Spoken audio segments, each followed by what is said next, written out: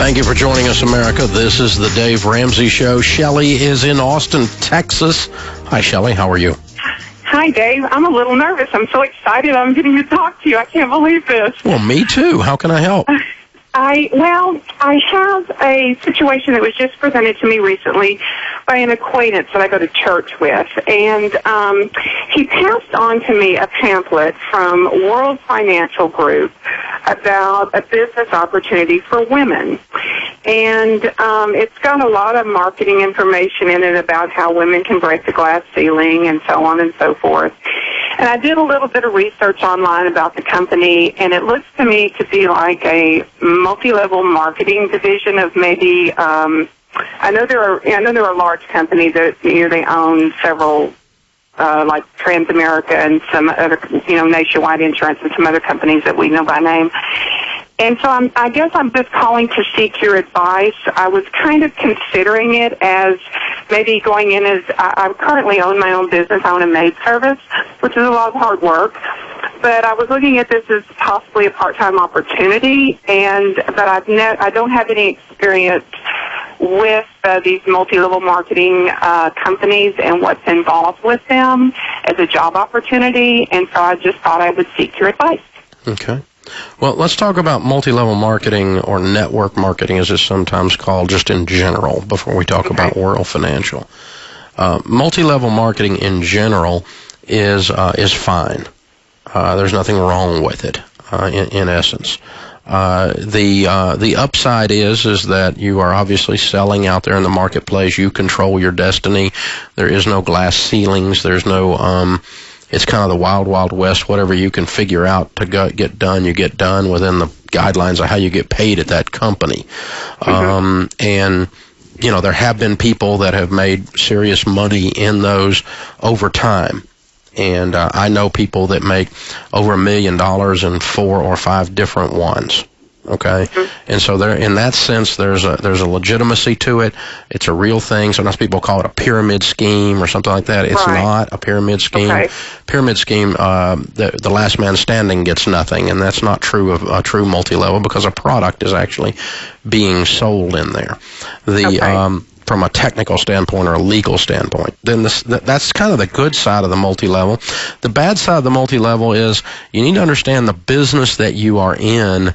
And if you understand that business, you're okay.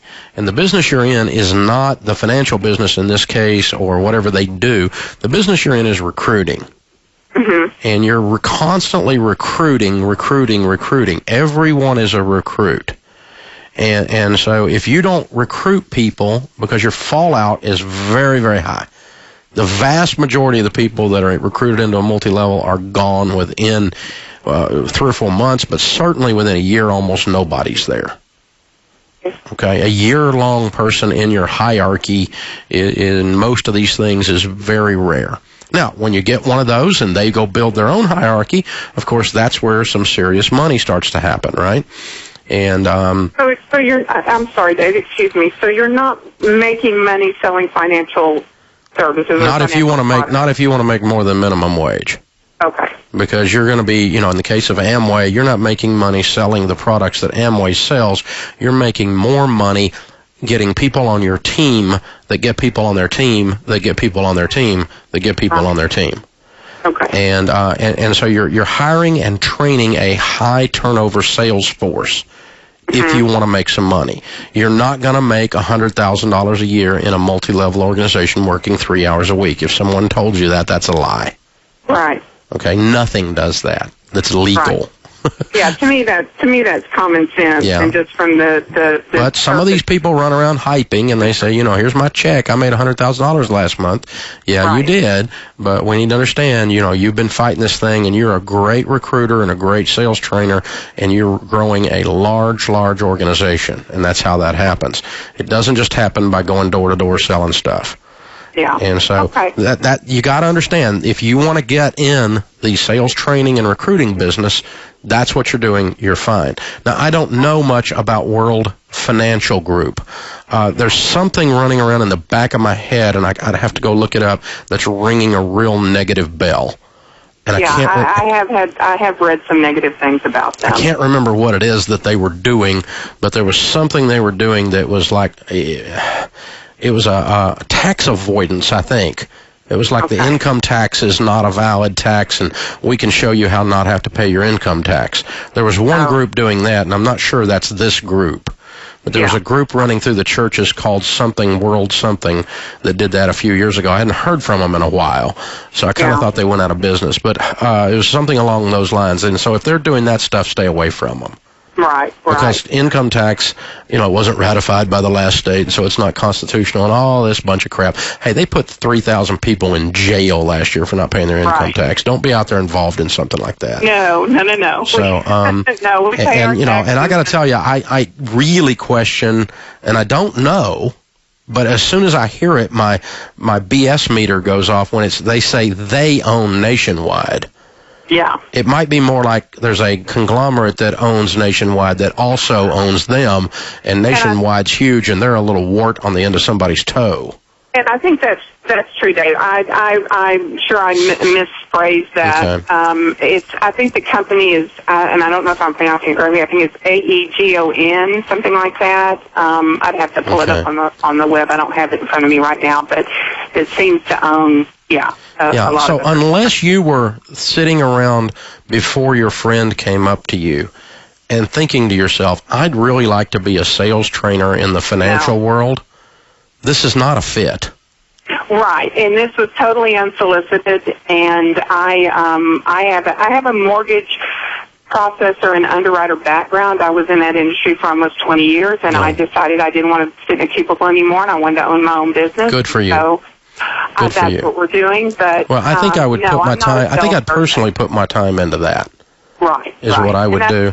And just because that's what I was thinking, and I trust your advice, and I just wanted to call and see what you had to say. Okay, thanks for the call. Well, that's the lowdown on the multi-level marketing. So sometimes people say Dave's anti-multi-level. Not really. I just call it like it is, and like it is sometimes it's all hyped up in a bunch of crap. And it is a recruiting business. But is it legitimate? Do I have friends that in multi-level that make over $1 million a year? Yeah, I do. Absolutely. So you can't say it's not legitimate or it's illegal or something like that. I'll tell you where two people do get put off by it a lot. Is the very nature of multi-level is you recruit someone to get to use their credibility to get their friends and relatives. And people kind of get tired of that.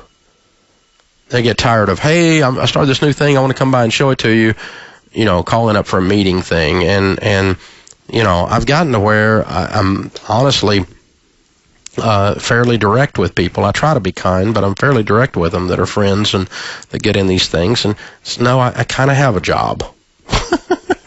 I'm kind of busy. And, you can't come by. You can come by anytime, 100% social. And come by and see us and say hi, have dinner with us, something like that. But no, I don't need to be presented your business opportunity. There's no chance. And so some of the problem is when people get so on fire, they see every living, breathing person as a potential recruit. And so all their people in their lives become transactions rather than relations. And that's a mistake. It's actually a bad way to run your multi-level hierarchy, too, is to not really assess who might really be good at this. Instead of just, did they pass the mirror test? Can they fog up a mirror? And I know all the numbers. I've seen them all, and I've heard all the pitches and the hype and stuff around it. And you never know who's going to win. I know that. I get all of that.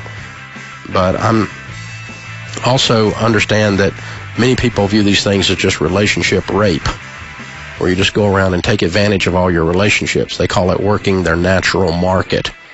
And folks get tired of it. So that's the resistance you're going to run into when you're in one of those things. This is the Dave Ramsey Show.